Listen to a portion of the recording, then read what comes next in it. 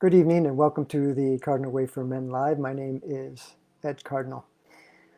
The beginning of each year, I like to set goals for myself. And coming into this year, it's my 60th birthday in September, I wanted to set a goal to challenge myself physically and also something that was going to get me out of my comfort zone. I've been an endurance athlete most of my life, so I decided to pick a very well-known trail race in this area called the Shut-in Ridge Race. It's in its 44th year, and it's actually the Shut-in Trail is a trail at um, the Biltmore estate. So it's not too far from the Biltmore estate, but it was a trail that went up to the hunting lodge, and so it's been around for a long time, and it includes in the 18 miles. So traditionally it's an 18-mile race.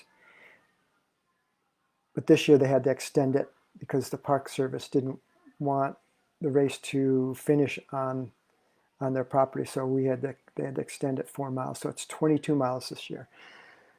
But in the original 18 miles, there's 5,000 feet of elevation gain.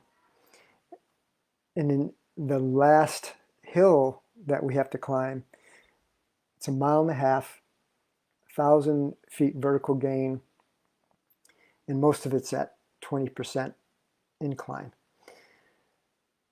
So I made a commitment to this race, and I started asking about it maybe around April, and I told someone I was interested. And I said, well, you better get on it because there's a lottery. There's a lot of people that try to get into this race. And interesting enough, I found out that the applications and registration was opening like a couple days after I found out about that. So I put my name in, and within 2 weeks they were going to let us know, and I got in. And so I just looked at the way things kind of fell into place, and I looked at it as a sign that it was meant to be. So I set a goal, made a commitment, and the next thing that I did was I realized that I had no experience running a race like this, particularly in these mountains. So I started asking people who had run it before what they would recommend me doing, and every single one of them said, get out on the course, get comfortable with it, and know what you're up against. And the second thing I did was there was a running coach who posted a 10-week training program online. So I started following that. I dedicated myself to that program. And when I was getting out on the course 1 to 2 times a week. So I slowly started to build my mileage since April. And then when I got into that 10-week period, I was running 5 days a week. And there was a month-long section a couple weeks ago of that training, which was the longest runs. And they were anywhere from 3 to 4 hours. And I was running anywhere between 7.5 to 8.5 hours a week. So I spent a lot of time out in the woods on the trails, and I spent a lot of time on the shut-in course. The second thing that I realized I needed to do was be smart. I needed to take my ego out of my running because of the nature of this course and the running around here with the hills. I took all of my running, excuse me, off of the roads back in February 2020. And I realized when I started running trails that it was a completely different experience. Never would have thought of walking when I was running on the roads. But here with the vertical, it's a necessity. And I learned the hard way. So I learned from experience. I learned from mistakes of just being out there and doing it. So I learned by doing. there was a time during a 3-hour run, because of my conditioning level now, is where I can run all of these hills if I want to. And on this particular run, I ran this long, steep hill and paid the price. I bonked.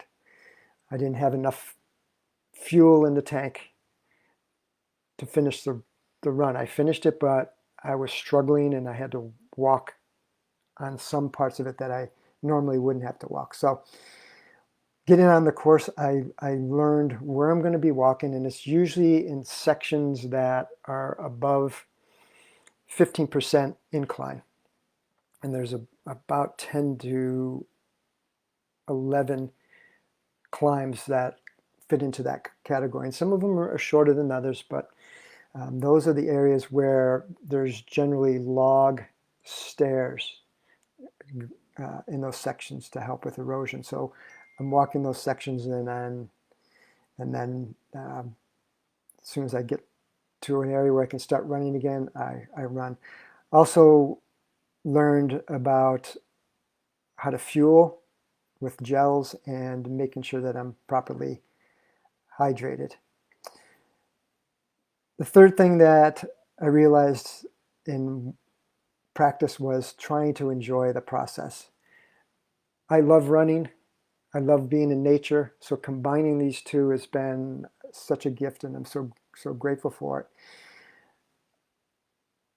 There's times when I have to repeat a mantra, and this is a mantra I repeat to myself when I'm running, is relax, enjoy, and stay focused, because a lot of these trails are very technical with rocks and roots, and so you have to be very present, very focused. And I sometimes sing a song to myself. The wheels on the bus go round and round, round and round, round and round. Bringing some fun into it, but also these legs of mine have held up pretty darn well through this process. I've had little lingering, nagging injuries, but for the most part, these wheels of mine have done a good job, and I just sort of encourage them to keep me going. So Saturday at 9:30 a.m. Eastern Standard Time, I will begin my shut-in journey. I'm really grateful for this opportunity, for this process, that I've had this opportunity to learn a lot about myself, about setting a goal, being committed, dedicating myself, reaching out for help and support when I needed it, learning from my mistakes, and enjoying the process.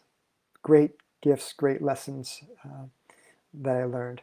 I just remembered, I was trying to remember the name of the family that owned and built the Biltmore. It's the Vanderbilts. So the Vanderbilts had their hunting lodge up at the end of this shut-in trail. And so, as I said, it's been in existence for a long time. So us as men may have a tendency not to reach out for help, reach out for support, reach out for input because of the way we were raised. If this is you, personal message me with the hand, raise your hand. But maybe you've challenged yourself and have reached out, set a goal, and knew that you needed the input and the support of someone, and you did that. Personal message me a thumbs up if that was the case. Wish me luck, and I will let you know how I do on the other end of the 22 miles. Have a great evening. Take care. Bye-bye.